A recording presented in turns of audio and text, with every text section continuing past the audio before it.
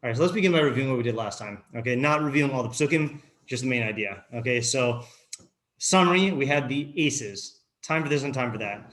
Then we had the question about the aces, what yisron is there in what a person toils. Then he says God made everything yafe in its time, which does not mean beautiful the way the Maharikra was learning it. It meant like right. He made it right in its time. And he placed eternity into their hearts so they can't see the end from the beginning. And therefore he knew that it was good to just rejoice and to do good. And everything that a person eats and drinks is a gift from God. And he knew that everything God did is going to be forever, and you can't add to it or subtract from it. And he did it so people can fear him. So I'm going to try saying what I think the idea was, and then you guys fill me in on the details if I'm missing anything. So according to the Maharikra, so the aces were pointing out the fact that you can't tell what the end of a thing is going to be at the beginning, and something could look really good now and make you, it looks like it's going to be happy, and it's going to end up being really sad, or vice versa. So you're completely at a loss about that. And everything looks, the way that you perceive things now looks like it is the truth. And that's what it means God put timelessness in people's hearts, that they can't view the present as just one part of time, which will change in the future, but they view it as like the real reality. And then he says, and this was the big chiddush at the very end that we had in terms of like the connection to the purpose of Koheles, is he says, therefore, like the only thing you can do is eat and drink, meaning to enjoy the present that you have and to do good. And that's the first time we've seen him talk about doing good explicitly, which is that, yeah, you don't know whether the job that you lost or the job you got is going to be good or bad in the end. But if you learn, or if you do justice, or if you do like things that are objectively good, so then you can at least know that you're involved in something that is objectively good. You can't predict how it's going to turn out, but like that's the best you can do. That's your best bet, is to bet on something that is objectively good. And then he says that you see that whatever God did, you can't really change, but God did this so that you would fear him. So we said there, where's the fear coming from? It's coming from the fact that you're completely humbled by the fact that not only do you not know what's going to happen, but you fake yourself out into thinking that your present reality is the real reality. So the apparatus of perception is broken. So that keeps you at a certain like humble, or should keep you in a certain like humility of like not knowing, not knowing what the future holds. And therefore like the best thing you can do is submit yourself to the Ratzon Hashem and to the present circumstances. I think that's all we said. Let me know anyone if I'm missing anything. That sounds right to me. Okay, that's good. Okay, so then just yeah, one thing, I don't know, something just like tastes off about like all the aces. Like I feel like the idea should almost be like grander, like the way like they're so like defined, like they're so noticeable. Like you just flip through the pages, like you see. Yeah, you mean the section warrants like a grander, like I was yeah. It's like I don't know. I get the sense that there should be something like larger. Yeah, that's a good. What do you call it? That's a good feeling. Yeah. That's kind of why, like the way we initially interpreted it based on the who was this? I think it was based on the Mitzvahs David. Is the fact that like people pursue things that are that, and then their desires change, which was kind of like a lead into the rest of the book. So the grandeur came from like the sectioning off this, like this is now into the Mishlaic part of Koheles, but I don't know. Yeah. That's the time I feel you, but yeah, don't know what to say.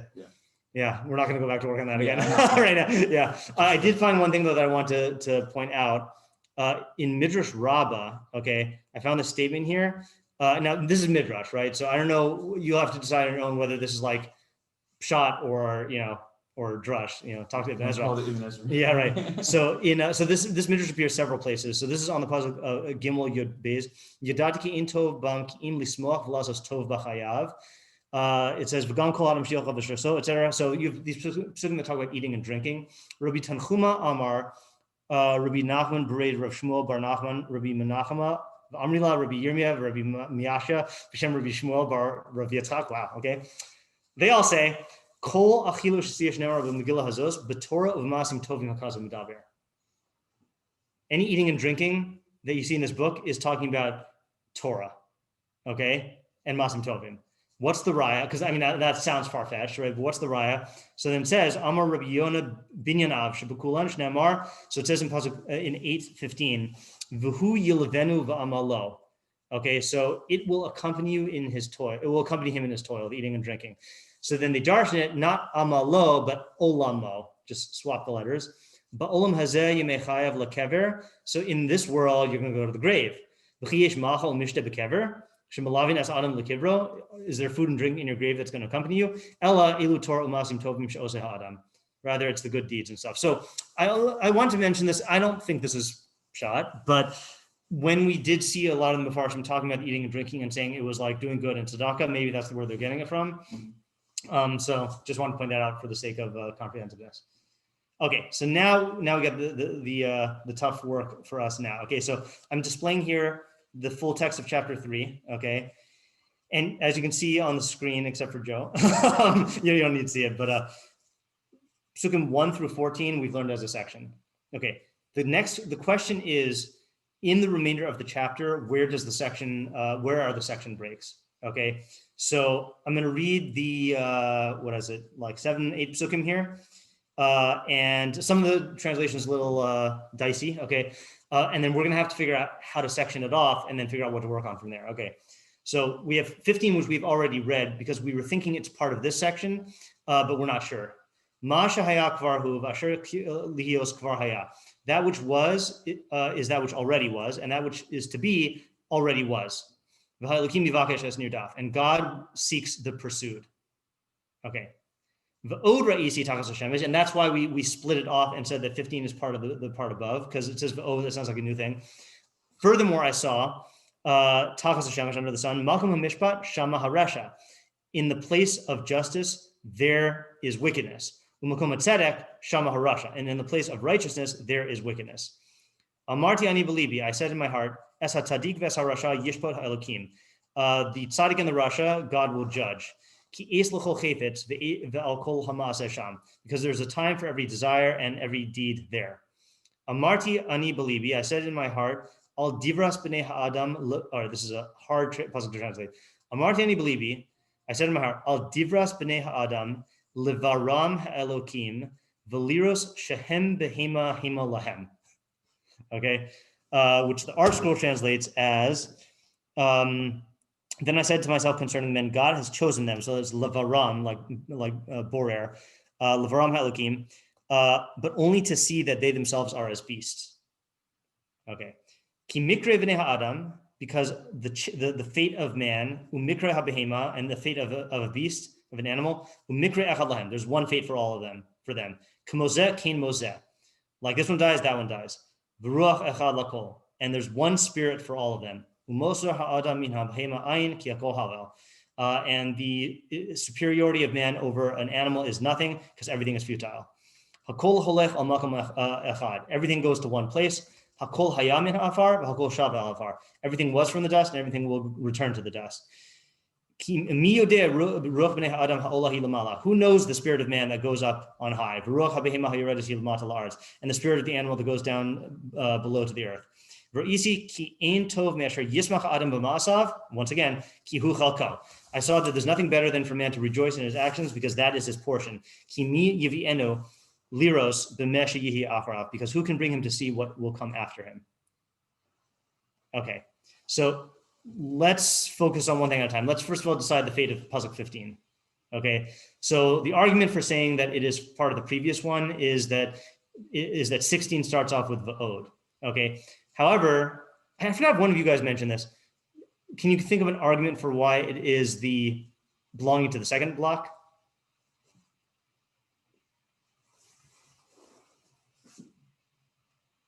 That which was is that which already was, that which is to be is that which already was, and God will seek the pursued. It kind of goes along with Yud Ches and down, in the fact that it's kind of like the lowliness of man, and that like there's nothing we can really change or do that's gonna kind of make any difference. But right, that is true.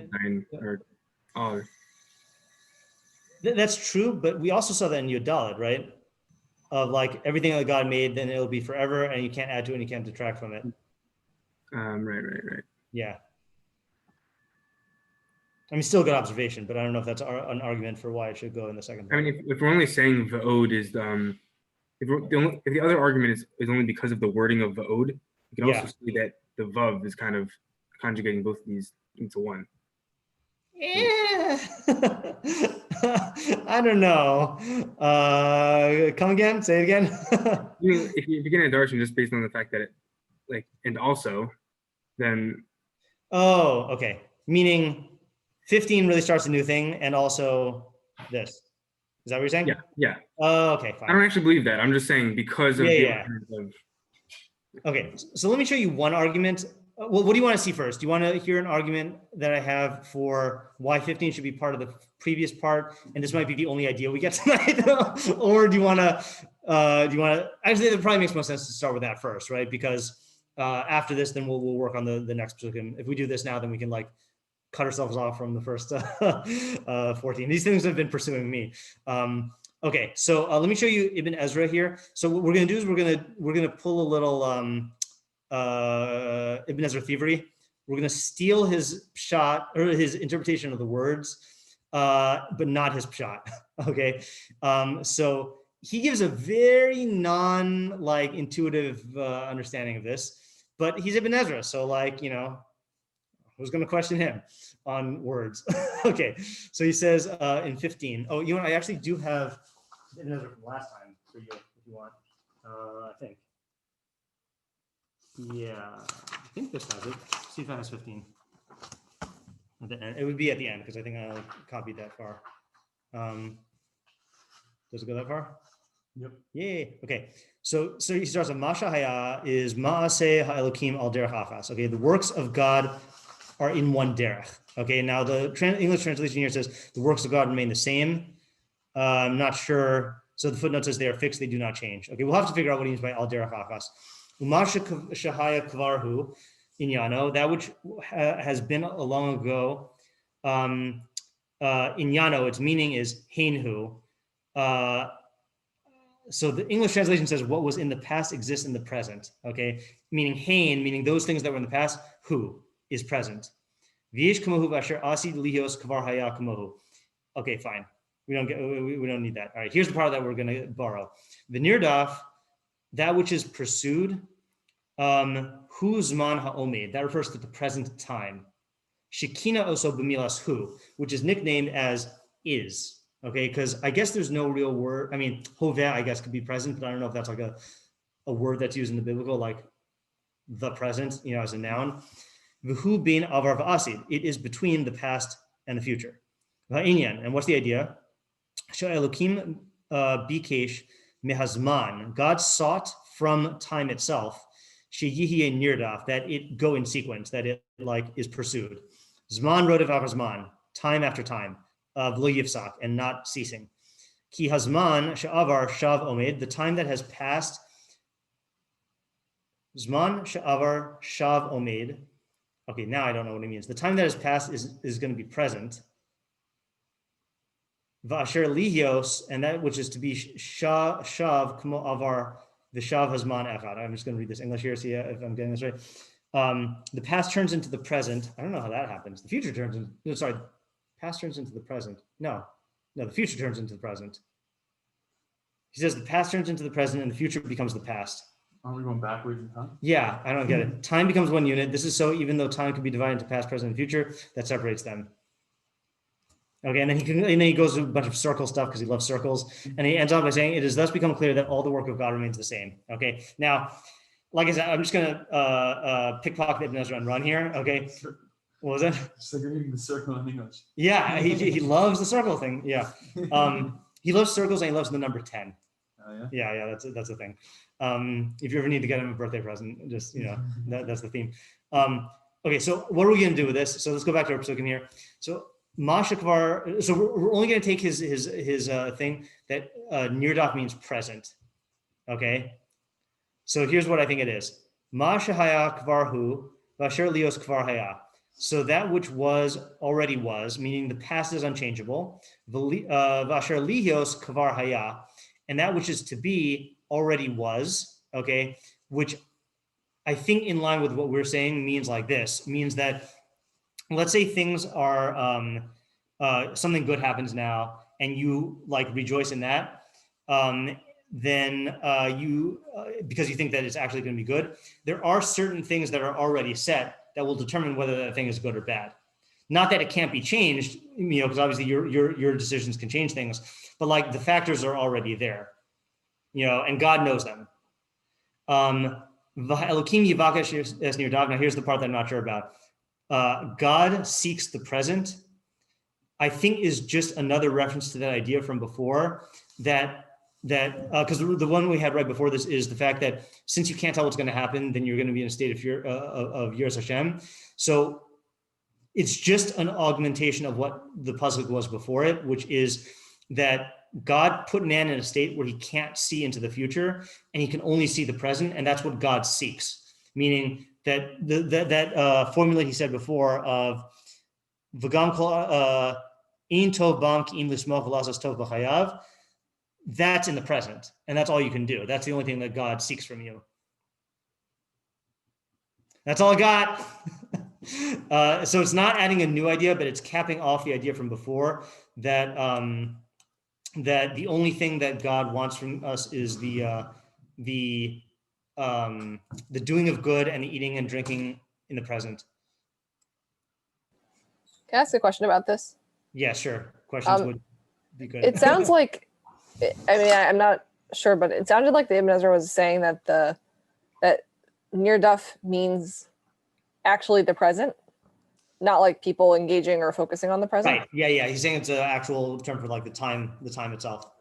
Yeah. So I mean, it just seemed a little weird to me that we're saying that it has to do with like that we're taking this phrase and taking it to mean like I don't know exactly, like people like living in the present or something like that. I'm actually not so bothered by that, because either way we take it, it's difficult. Right. Like, yeah. I don't think anyone really knows what this phrase means. So I guess at least this is relevant. Yeah, exactly. Yeah. So that's not an argument for what I'm saying. It's just it's saying like it's all I got compared to like whatever anyone else has. And I honestly don't know what Ibn Ezra meant when he said that like it sounded like he was saying that time goes in a cycle, and that like things keep coming back. Maybe that's what he means. I just don't know enough about what he says to say that. Okay, now, so that's the argument for saying that it's part of that part. Okay, now let's try breaking it the other way. Okay, saying it's part of the next part. So if you look at the Metzudas David, which I will put on screen in a second. Oh, I just had a thought actually about Sure. what we were just doing. Yeah, good. Just one small point. When he said that the past becomes the present, Yeah. which seems kind of like what the English thought he was saying. Yeah.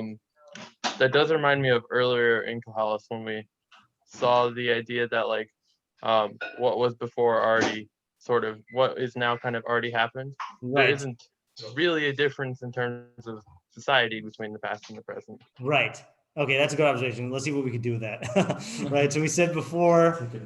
Yes. Okay. So we said before in chapter 1, Masha Hayahu Shihiyeh, Masha Nasahu Yasev in Kol Hadash Takas Hashemesh. And we said that was referring to, well, he said that was referring to like nature and the cycles of nature. We said that was referring to the phenomenon of people chasing Yisron, and the fact that like you see something new and like you think you're going to what do you call it, like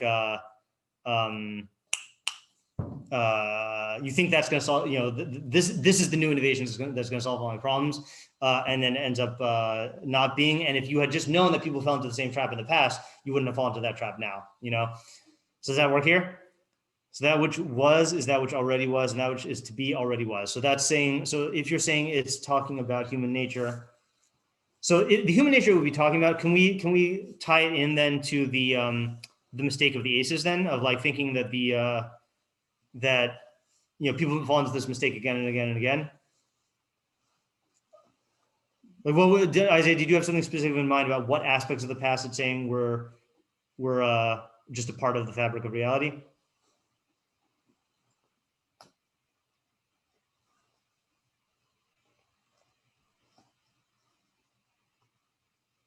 No.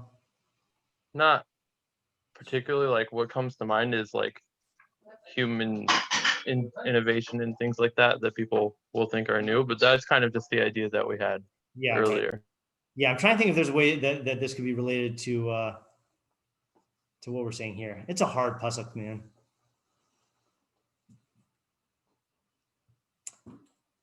Yeah, I don't know. All right, good observation. All right, let's try the other way and see if it works. Okay, so if you're going to say that it means that that this is talking about the second half, so then let's look at just as an example. I think the Mitsudas David had something along those lines.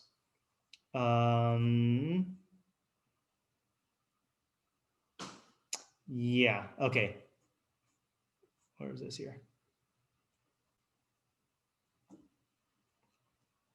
Okay, here we go. Yeah, he says, okay, all right. We'll take this, what we can have from this. Mashahaya kavarhu, that which was is what already was. Mashahaya me'az kavarhu asui vein lahashiv.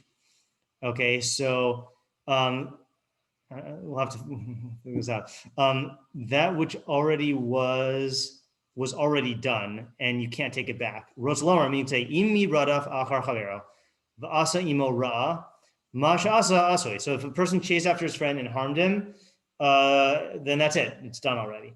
Vasher lihios, and that which is to be. V'chein asher asi lihios od v'achrona sheyirdof mi achar chaver lasos imora. If someone is going to chase after his friend to do him harm, kvar haya hagazera terem asoso v'yihi hakoach biyado lahashlim chefzo. The decree already happened before he did it, and he would have the capacity in his hand to fulfill his desire. V'ha'elokim, but God, ava'im kozeh ha'elokim yivakash es ha'nirdaf v'yifra min ha'rodif. But nevertheless, God will seek after the pursued and punish the pursuer.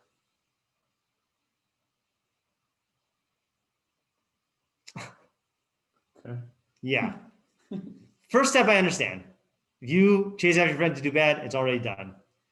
Second part, I don't quite understand. If you're going to chase after him, it's already been decreed that you should have the koach to fulfill your desire. So is that just talking about like free will? The fact that like God set it up that if you want to harm someone, then he already decreed that that's within the realm of possibility. Sounds like it, right? And there, but he says, aval, God is going to seek the pursued in order to punish the pursuer, meaning that it's kind of reminds me of the very end of Koheles when he says, "Sof tvar kol nishma v'esokim yirav esmisav shemor kizeh kol adam." But then he ends up. That's the one everyone knows. But then the one at the end, at the very end, he says, "Ki is kol maseh halakim yavvi b'mishpat al kol nelam." But all of the actions God will bring to justice on everything hidden, im tov im ra, for good or for bad. So he's basically saying like you can do whatever you want. That's already been decreed, that man has free will, but God's going to punish the pursuers for pursuing the pursued. It's like, what does it have to do with anything? So that he's connecting to the next part. Okay, I think, is he says, or maybe it's not him actually, maybe there's someone else, but it goes on to talk about justice and injustice. Right? Right. Yeah. Yeah. So actually, this is not the Mitsudas David I was thinking of. I think it was someone else. Let me just see if I could find him. Okay. Was it Ibn Ezra? Let's see. So tomorrow, I don't know if you like that one better, but that's nirdaf as in literally someone who is pursued. but it's weird. According to that, it's weird. God seeks the pursued. No, he really seeks the pursuer. Right. It's like he's seeking out the pursued in order to like do justice on his behalf. Which is like kind of weird the way, like, why doesn't it just say he seeks the pursuer? Yeah. Either way, this is not smooth Does reading. he like need to ask the pursued, like, hey, who's that guy? Like, Yeah, right. Obviously not. Yeah. It's a weird phrase. Yeah. Yeah. Okay. So then 16. So this is connecting to 16. So Ibn Ezra says, "Od hamakom shaya roy leo sham mishpat shama haresha v'kafal inyan," because he says, "I saw that in the place where justice should be practiced, then there's evil there." So in other words, so the transition is like this: is on the one hand, first he's saying that stuff that happened in the past, that's bad, and that is already done. Stuff that's going to happen, God is allowing it to happen, but he's going to pursue the justice in terms of the wrongdoer. But then he says, I saw that in the place where there should be justice, then there's wickedness, and in the place where there should be righteousness, there's also wickedness. And then that's leading him, and then he says, Es hatzadik v'es harasha yishpot elokim, k'is l'chol chayvetz v'al kol ha'maaseh sham. God's going to judge the righteous and the wicked because there is a time for every desire and for every action there. And this is really difficult. At least there's an ace. Yes, right. Yeah, Brings back in. it does. Yeah. An old friend. So what do we say here? It sounds to me like he's kind of talking to a person who is thinking that they can get some sort of benefit out of doing actions to another person, but really really they're not going to be able to accomplish that benefit that they think they will be able to. Okay, so that actually fits in with a different, that changes 17. Okay, so sorry, not 17, 16. So I was taking 16 as him like expressing that this is a bad thing, but are you saying, Isaiah, that like he's basically saying like this? 16, he's saying, I saw people doing bad stuff when they should be doing good stuff, or I saw people doing bad stuff where there should be justice here, but God is going to bring them to justice and kind of like thwart their plans. Meaning they think that they could get away with it, but God is going to catch up to them. Yeah, that's what Okay, that's good. I'm finding, like a sort of like a yisron, I think, in this, or a potential The yisron that person's tempted to do person evil. thinks they get a benefit out of manipulating someone or doing some wrong to someone else. Okay. Okay. God that's good. ends the yisron. Yeah. Okay. So that's a good direction. I'll tell you why I missed that even possibility. And this is kind of a question on what you're saying, but not on the content, just on the a question for the next step. What does it look like for the rest of this paragraph? What does it look like he is saying here? That is, this is one of the clusters of thinking that's like problematic. It doesn't. It looks like he's saying God doesn't follow through with it.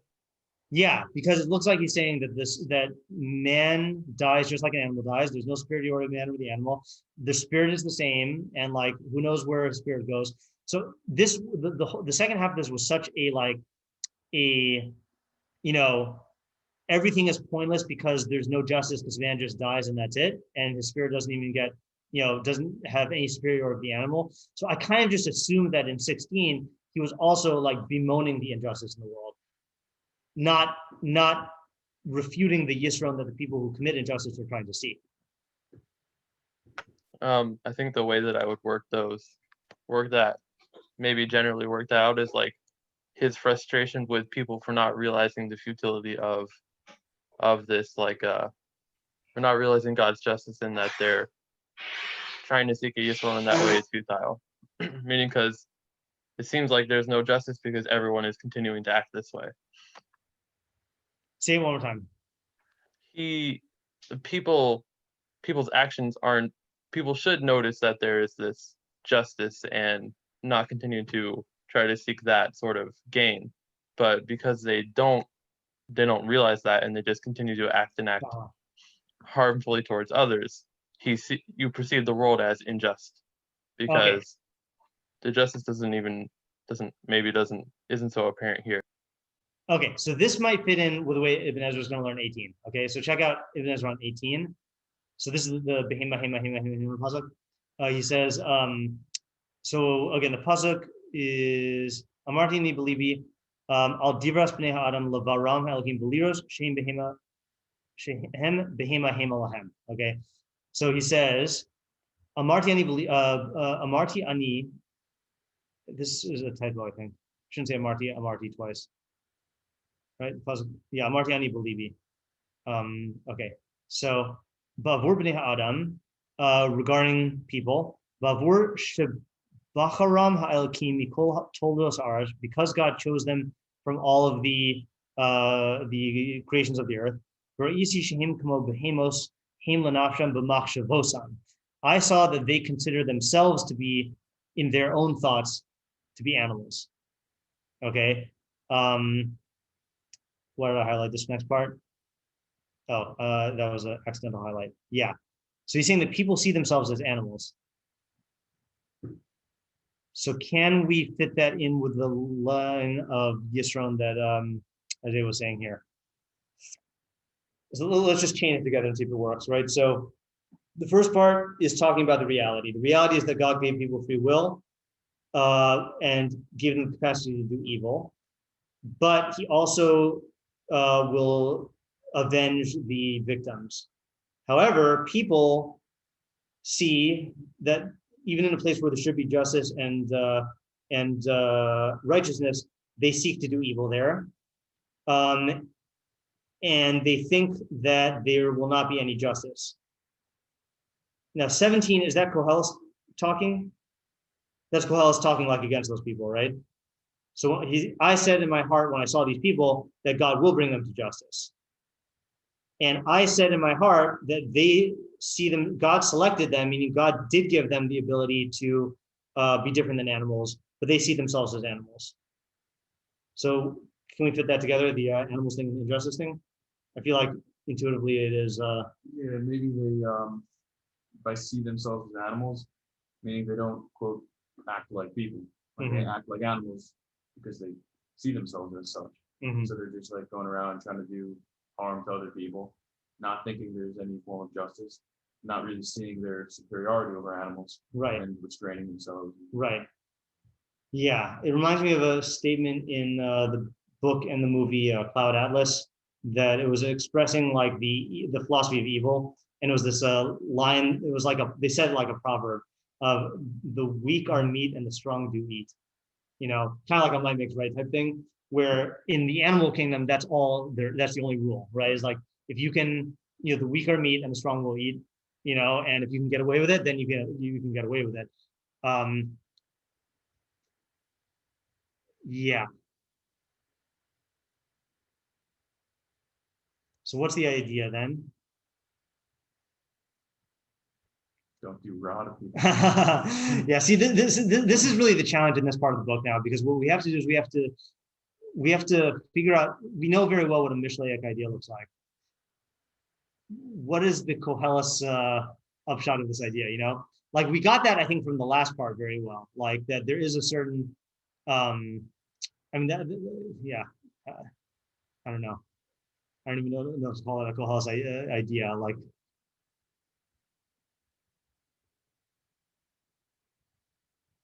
It's somewhat like it's gonna like take a Yeah, step sure. forward where he says like they die the same. Yeah. It's almost like it's like has like this back and forth almost like internally like the same.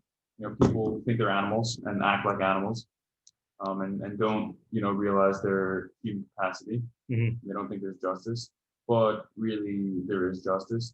So there are actions that think it's just like the animal kingdom are pointless, but they kind of have a point because they are animals and they're going to die like animals. Oh, okay. So that's interesting, because I was thinking that everything that it's expressing here is like in line with their false ways of thinking. Still, like it's still elaborating on that. I missed the cues and the words though. Does Koheles cue us in on saying whether this is his thoughts or their thoughts? Because like the way I was reading is Amarti ani believe all divras bnei ha'adam levaram ha'elokim v'liros shehim b'him lahem. So I saw about the matters regarding people that God selected them, but they think that they are animals. And then I was looking at the key as like in their thoughts, the fate of the animal and the fate of man is one, and like this one dies, so that one dies, and they have one spirit, and there's no spirit of man over there, and everything is futile. It's a different type of everything is futile than what we've been doing, because we've seen that only in the sense of him like condemning something that he thought this is him like looking at these people from on high, seeing their folly. I mean, it fits into the words. I don't know if I should care if it fits into everything else.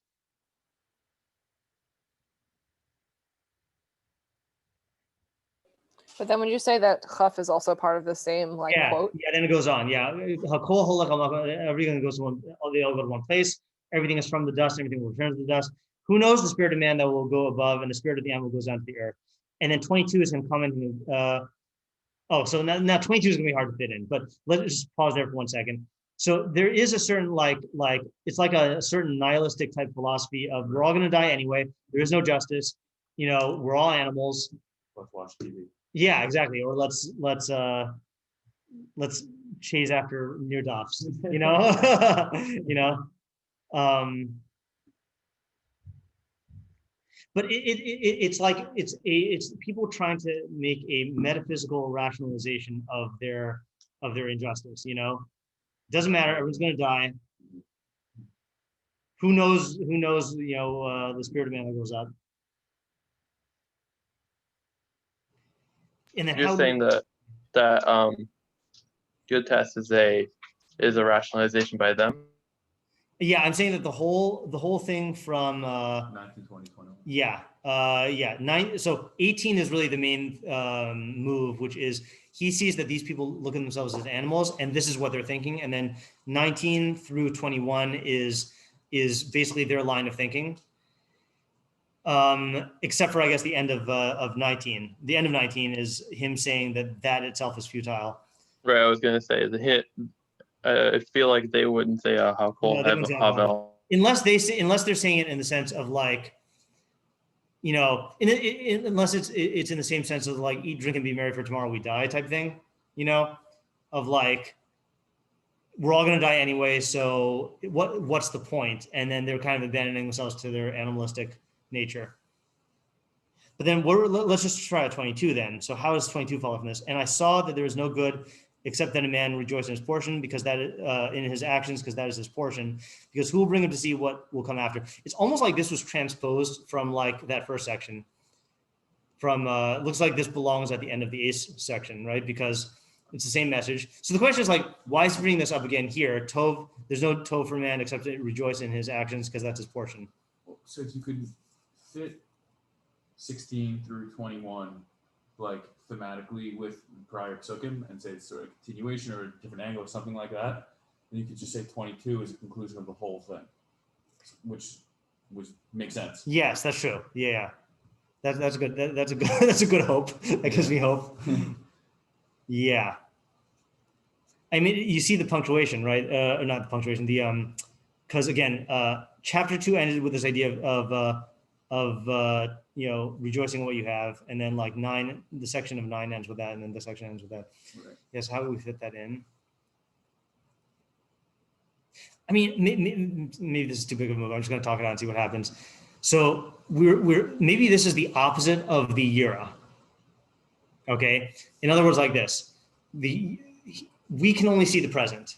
We can't see what's going to happen in the future. Okay, so why did God do that? Oh, maybe this is good.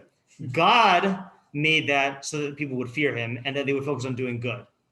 But people say, well, what's the point? We're all going to die anyway. We can't see anything. And then they end up living like animals. Right. So then it's contrasting so then what was the pasuk that talked about it? So 14 is talking about it from God's perspective. V'ha'elkim asa shiur milafanav. But then 18 is talking about it from the human perspective of liros shehem behema hema lahem. They see themselves as animals, which is another thing. Also, by the way, animals also live in the present. Yeah. And like they just live in the total present. So then that would join them all together. Right, and that'd also be like very like Hevelish. Yeah. Like God does something with a very particular intention. Yeah. And then people take it the exact opposite way. Yeah. Like that would make you throw your hands. Right. I mean, I'll tell you an example of this. Really good example of this is the first chapter of Mishlei. How far are you in Mishlei with Rebbe Zimmer? You passed the first chapter? You do the? I don't think so. No. I think it was on the first chapter. Do you do the youths? The gang members? I don't know. I missed you last week. Okay, so this is what this is the first part of Mishlei. I'm just gonna read it in the English here. It says, so it's the real Mishlei starts off with pasuk 7. Is fear of Hashem is the beginning of knowledge. Fools despise wisdom and discipline. So then he gives a little intro stuff, and then he says like this: "My child, if sinners seduce you, do not be enticed. If they say, Come with us, let us wait in ambush for bloodshed, let us lurk for an innocent one without cause. Like the grave, let us swallow them alive whole, like those descending to the pit. All precious wealth is found with them, we will fill our houses with booty. Cast your lot among us, there will be one pouch for all of us. My child, do not walk on the way with them, withhold your feet from their pathways, for their feet run to do evil and they hasten to spill blood. For the net seems spread out with free bait in the eyes of every winged creature, but they wait in ambush for their blood and lurk for their souls. Such are the ways of all despoilers, they take the souls of wealth's owners. So that kind of thing of like, the opposite of Yiras Hashem there is being depicted as this very, very unjust, opportunistic, we're just going to rob people and take their money and kill them, type mentality, which is the, again, I don't know if I'm reading too much of the Rodep and Nirdaf into this whole scene here, but, it's a dog eats dog world, as they say, and that's like this dog dies, that dog dies,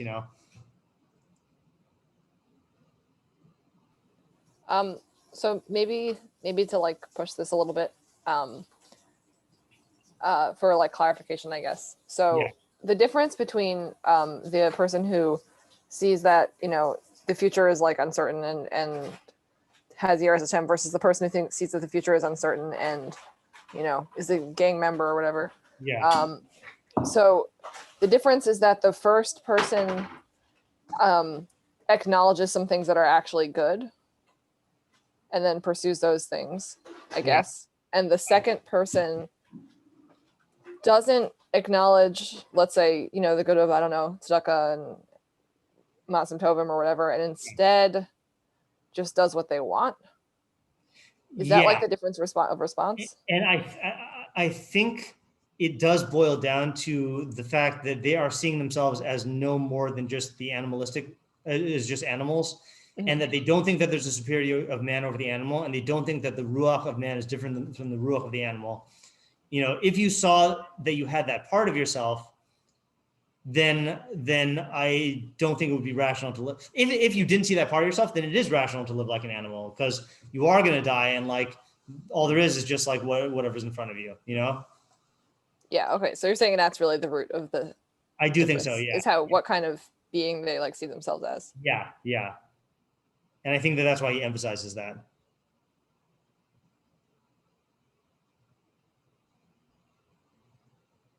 Okay, I feel like that structurally this is very nice now.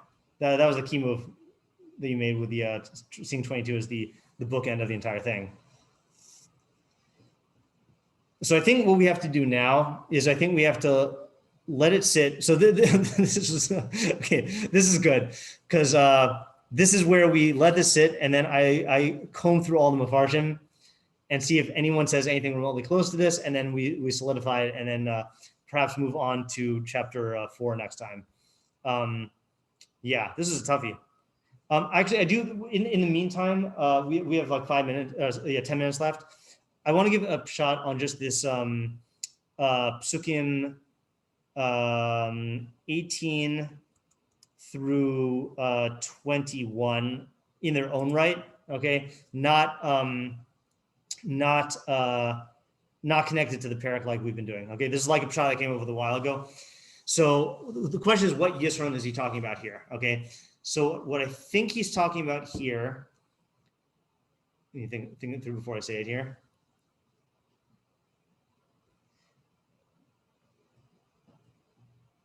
Okay, so I think he's talking here about the Yisron of Olam Haba.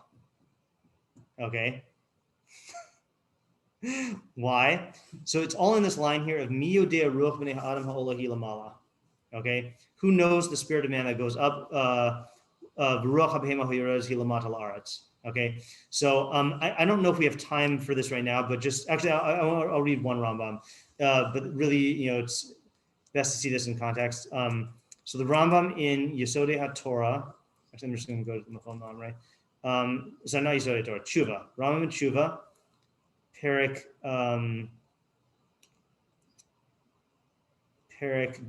Ches, with Olam Haba, says at length, hold on, move you guys down. Yeah, that it's completely non-physical, and it's just souls getting knowledge, getting a pleasure from the knowledge that they gained. expressed by deriving, enjoyment from the radiance of the Shekhinah. But then he says, Hatova Hagdola Shetiye Bala Nefesh B'Olam Haba, the great good that will come to the soul in Olam Haba. Ein Sham Derech B'Olam Hazeh Lahasiga V'Leida Osa. There is no way in this world to apprehend it or to know it. She'ein Anu Yodim B'Olam Hazeh Ela Tovas HaGuf. Because the only type of good we know in this world is the pleasure of the body. V'la anu misavim, and that's what we desire. But that good in Olam Haba is very great. There's no comparison to the goods of this world except by way of mashal. But in truth, there's no way to compare it to eating and drinking here. But it's good without measure. There's no way to compare it. Okay, and then he skipping down. Next part he says, "Kvar hodi anu chachamim." Shetovas olam haba in koch adam lasiga al buriov eno de golav yofia utma ela kadosh baruch hu levad. God's the only one who knows the pleasure of Olam Haba. None of us know it. All the tovos that were prophesied by the prophets to Israel, that's only about bodily things. He goes on at length about this, right? So that we can't know what Olam Haba, what the pleasure is like. Okay, so what does that have to do with Koheles? So there is a realization a person has when they when this idea hits them about Olam Haba, that if you're doing mitzvos or living your life for Olam Haba, and that's like the goal that you're pursuing, and you really recognize the truth of the Rambam's idea, so then by definition, what you're pursuing is a fantasy. Because there is a real good of Olam Haba, but it's nothing that you can imagine. What you think it is, right? Yeah. Okay. So the thing that you are pursuing is a fantasy, and that's the mi yodea ruach bnei ha'adam ha'olahi lamala ruach ha'behem yoredes hi lamata la'aretz. And now for people who are actually tzaddikim and chachamim, that's not going to be a problem because they can experience chachma in Olam Hazeh, and they can experience good in Olam Hazeh, and they know that will lead them to Tov and Olam Haba, and they'll become attached to doing the good here, but they won't be fantasizing about it for Olam Haba because they'll know that that's just like, that's the thing that they're imagining does not correspond to the actual Olam Haba in existence, and even in la erech v'lo there's no comparison whatsoever,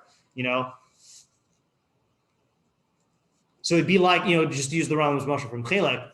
It's like if a blind man fantasizes about seeing and imagines it to be like music, like it just has nothing to do with it. Like, seeing is a completely different experience they just can't have.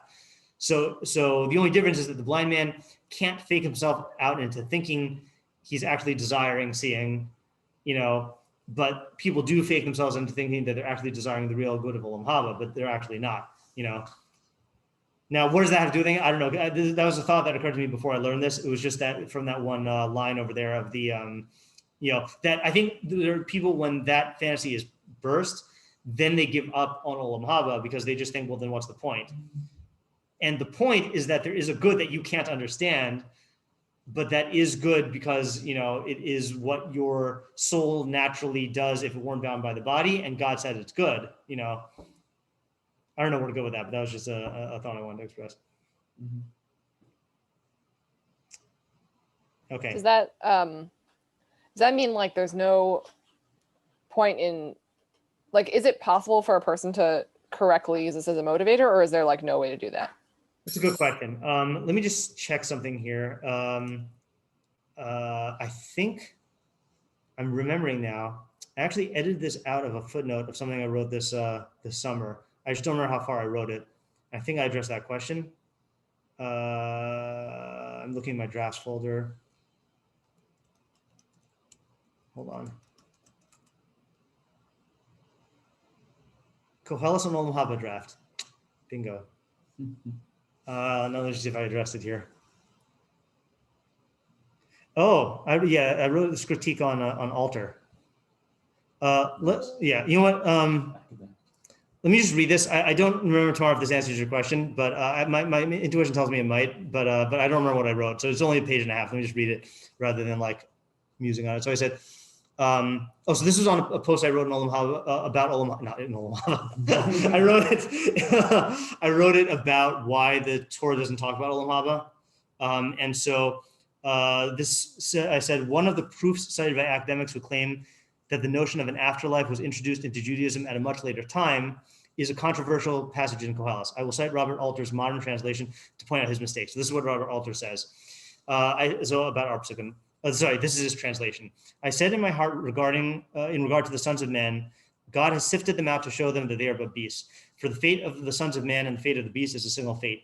As one dies, so dies the other, and they all have a single spirit, and man's advantage over the beast is naught, for everything is mere breath. Everything goes to a single place. Everything is from the dust, and everything goes back to dust. Here we go. Who knows whether man's spirit goes upward and the beast's spirit goes down to the earth? Okay. So I said now, based on this translation, it would seem that the author of Koheles is questioning the notion of an afterlife.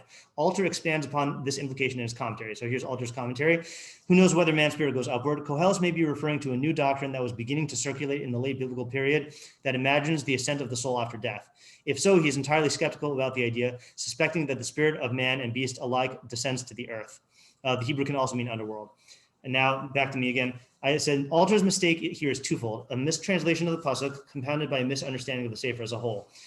Yeah, the mistaken. Oh, I'm going to bring in Ibn Ezra. I'm going to bring in Daddy. The mistaken translation pertains to the letter Hey in the phrase Mi yodea ruach bnei adam ha'olahi lamala. Alter translates this as who knows whether man's spirit goes upward. The correct translation is who knows the spirit of man that goes upward. I heard this one from Rebbe on Koheles here first before I read it here. In other words, Shlomo Melech, the author of Sefer Koheles, is not questioning whether man's spirit ascends after death. Rather, he's expressing exasperation over how difficult it is to understand the phenomenon of the soul's afterlife. This is not a modern error. Ibn Ezra identifies this mistaken reading and explains the grammatical rationale for the correct reading. He then explains the true meaning of the verse. Here's Ibn Ezra now. The meaning is as follows. Who among all the people knows the difference between the soul of man and the soul of the beast? The reality is that you will not find 1 in 1,000 who possess such an understanding. Knowledge about the soul is deep and requires proofs which not even a small percentage of people can comprehend, except the most elite thinkers who have clarified their thoughts in the matters of logic and in the knowledge of physics.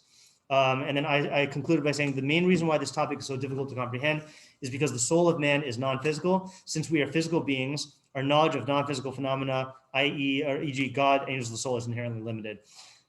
I wrote almost verbatim that sentence. Oh yeah, Paper, nice.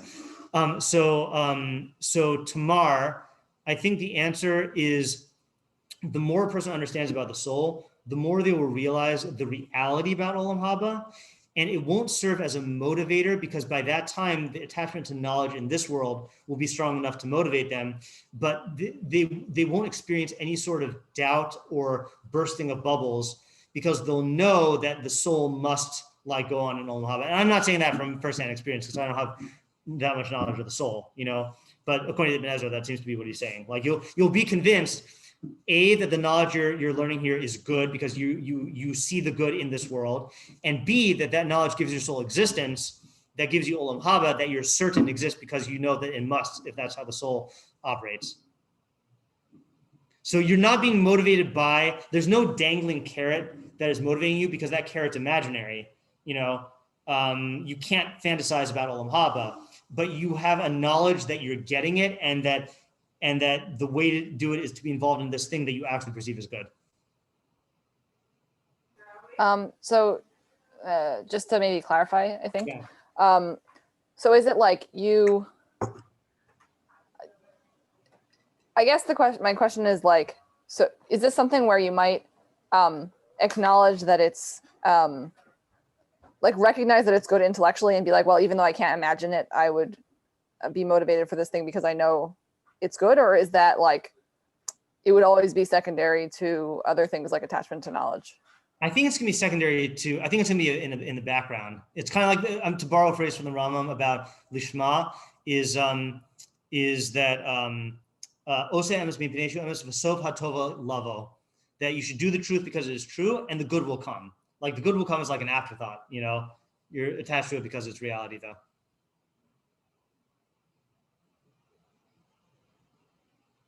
Okay, let's stop here for today and take a 5-minute break, and then we'll start our does God restrict free thinking shiur. All right, stop recording.